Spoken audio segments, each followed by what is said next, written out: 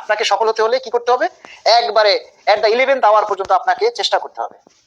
Pay স্কেলের আন্দোলনটা আপনারা এত বছর থেকে করলেন, 10টা বছর থেকে আপনারা কষ্ট করছেন, আপনারা দ্রব্যমূল্যের ঊর্ধ্বগতির সাথে পাল্লা দিচ্ছেন, যুদ্ধ করছেন, নিজের সাথে দারিদ্রতার সাথে আপনারা বারবার আন্দোলন সংগ্রামে আসলেন। আর এখন এট দ্য 11th আওয়ারে শেষ মুহূর্তে এসে আপনারা যদি মনোবল হারান, আপনারা যদি ভেঙে পড়েন, আর এখনকার শেষ সময়ের এই যে কর্মসূচি বা আন্দোলন সংগ্রামে যদি আপনারা অংশগ্রহণ না করেন, তাহলে আপনি ওই গাছের মাথায় উঠতে পারবেন না, আর ডাবও খেতে পারবেন না। ঠিক তেমনি এই পে স্কেল গেজেট যেহেতু 12 তারিখ নির্বাচন, তাহলে আমরা তার আগ পর্যন্ত এট দ্য 11th আওয়ার পর্যন্ত আমরা লড়াই করব, চেষ্টা করব আমাদের কাঙ্ক্ষিত লক্ষ্যে পৌঁছানোর জন্য। তাহলে সেজন্য আমাকে কি করতে হবে, আপনাদেরকে কি করতে হবে, এট দ্য 11th আওয়ার পর্যন্ত আপনাদেরকে লড়তে হবে। এবং এই শেষ সময় যে আর মাত্র 15-20টা দিন বাকি আছে, এই 15-20টা দিন যদি আপনারা শেষ আঘাতটা করতে পারেন, মরণ কামড়টা যদি আপনারা সবাই মিলে দিতে পারেন, দেখবেন আপনারা সবাই কাঙ্ক্ষিত লক্ষ্যে পৌঁছে গেছেন। তাই আমরা আগামী 16 তারিখ যে দাবি আদায় ঐক্য পরিষদের পক্ষ থেকে কর্মসূচি দেওয়া হয়েছে, আমরা না খেয়ে আমরা প্রতিবাদ করব।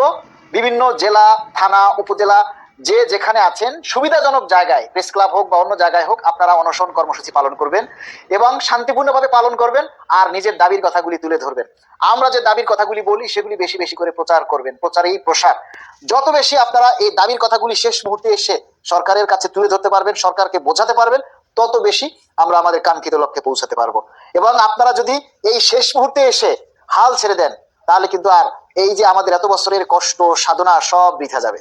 তাই আপনাদের সাহায্য চাই, আপনারা সর্বাত্মকভাবে সবাই সহযোগিতা করুন আমাদের এই পে স্কেলের দাবি বাস্তবায়নের জন্য। এখানে সরকারি, আধা সরকারি, স্বায়ত্তশাসিত, এমপিওভুক্ত শিক্ষক, প্রাথমিক শিক্ষক, মাধ্যমিক শিক্ষক, তারপরে রাষ্ট্রায়ত্ত ব্যাংক, আর্থিক প্রতিষ্ঠান যারাই আছেন সবাইকে স্বতঃস্ফূর্তভাবে চেষ্টা করতে হবে, কারণ এটা আমাদের একার দাবি না, এটা সকলের দাবি। অপরদিকে যারা ডিফেন্সে রয়েছেন, আমরা জানি আপনাদের হাত পা বাঁধা, আপনারা সরাসরি দাবিতে অংশগ্রহণ করতে পারেন না, আন্দোলনে অংশগ্রহণ করতে পারেন না। আপনারা আমাদেরকে সর্বাত্মকভাবে সহযোগিতা করবেন, যারা কর্মসূচিতে যাবে তাদের যাতে কোনো ক্ষতি না হয় সেদিকটা আপনারা খেয়াল রাখবেন, তাহলেই আপনারা আমাদের আন্দোলনে শরীক হয়ে যাবেন ইনশাআল্লাহ। সবাই শেষ সময় এসে আরেকবার আমরা চেষ্টা করি, সব ভালো যার, শেষ ভালো তার।